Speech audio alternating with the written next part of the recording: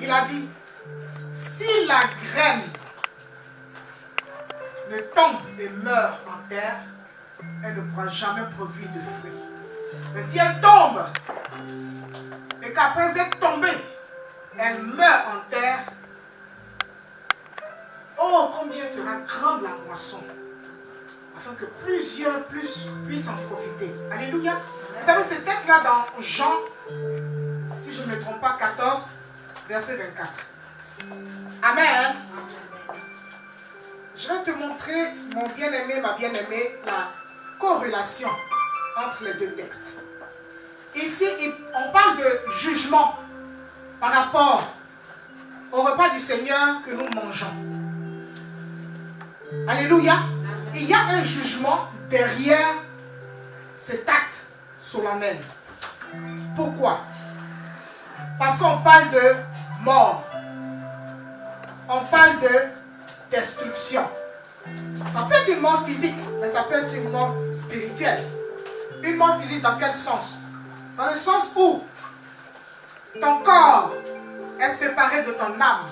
Et quand on t'amène au cimetière, on amène le corps au cimetière pour le mettre en terre. Amen. Amen. Ça peut être aussi une mort physique dans le sens où tu seras frappé d'une malédiction, d'une maladie, d'un malheur.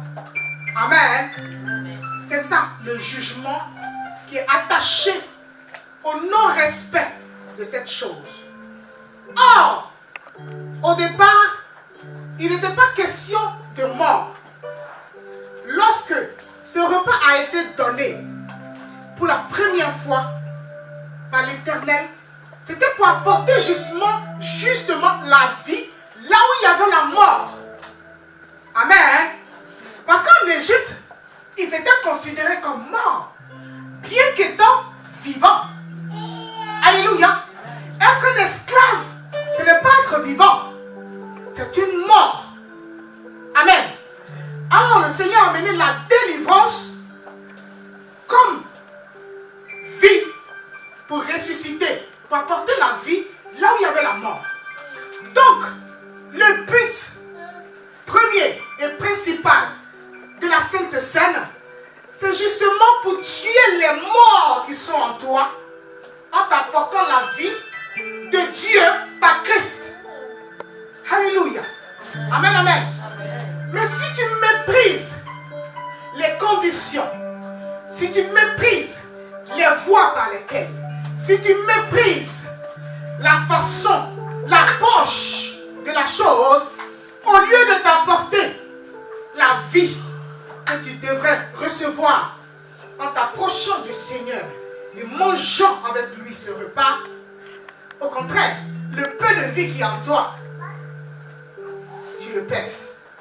Bien-aimé, est-ce que tu comprends? Alléluia. C'est pourquoi il est dit après que chacun s'examine. Fais une introspection. Entre en toi-même et regarde-toi. Alléluia. Regarde-toi à la lumière de la parole de Dieu. Est-ce que je fais les choses comme il faut pour recevoir la vie que Christ m'offre au travers de ce repas? Vous savez, ce que j'appelle mes grands frères, chez eux, il n'y a ni bien ni mal en soi. Amen. Ça existe, mais en soi, il n'y a ni bien ni mal. Pourquoi? Parce que toutes choses ont été créées par Dieu. Et si tu regardes dans la création, à chaque fois que Dieu crée quelque chose, il le trouve bon. Mais alors d'où sort le mal? Amen. Il a tout trouvé bon lorsqu'il a créé.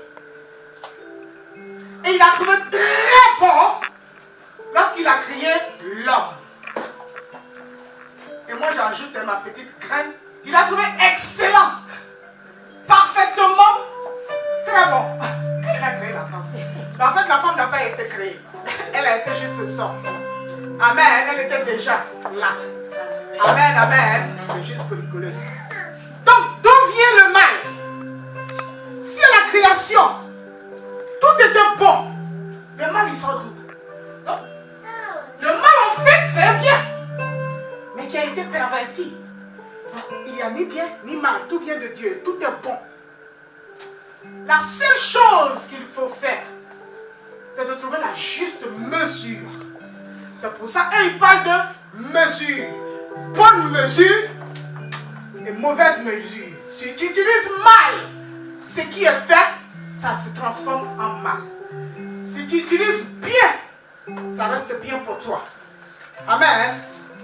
Est-ce que ce repas, quand tu t'examines, tu es sûr que tu peux l'utiliser comme Dieu voulait que ce soit utilisé, pour qu'il soit bien pour toi, pour qu'il soit bien pour moi, que chacun de nous s'examine.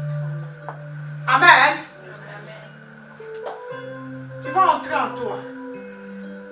Tu vas mourir en toi-même. Alléluia. Chercher ce qui ne va pas. Présenter au Seigneur. Vous dites, me voici.